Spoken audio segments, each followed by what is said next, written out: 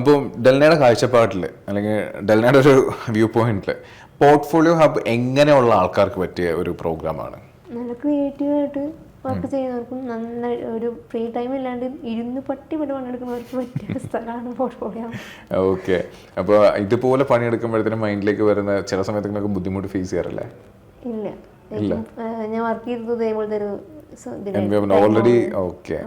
അപ്പോൾ ഇവിടുത്തെ ടോട്ടലി ഉള്ളൊരു വർക്ക് കൾച്ചർ അല്ലെങ്കിൽ ഒരു എംപ്ലോയീസ് കാര്യങ്ങളൊക്കെ എങ്ങനെയുണ്ട്?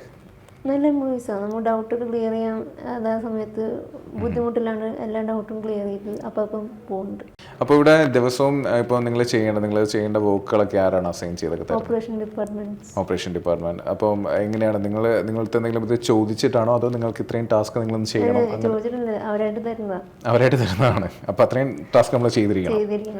അപ്പോൾ ഡിസൈനിങ് ഫീൽഡിലേക്ക് വരുന്നതിന് മുന്നേ ഡിസൈനിങ് കുറിച്ച് എന്തെങ്കിലുമൊക്കെ പഠിച്ചിട്ടുണ്ടായിരിക്കുമല്ലോ.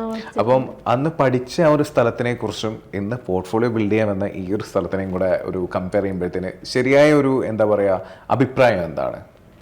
അവിടെ ബേസിക്സ് മാത്രമേ പഠിപ്പിച്ചിരുന്നുള്ളൂ. ഇപ്പോൾ നമ്മൾ ഒരു പോസ്റ്റർ ആണെങ്കിലും ഇപ്പോൾ മോഷൻ ഗ്രാഫിക്സ് ആണെങ്കിലും ബേസിക് ടൂൾസ് ആ സംഭവങ്ങൾ മതി. ഇവിടെ അതിനായിട്ടും അഡ്വാൻസ് ആയിട്ടുള്ള കാര്യങ്ങളാണ് ഇവിടെ വന്നിട്ട് പഠിച്ചത്. ഓക്കെ.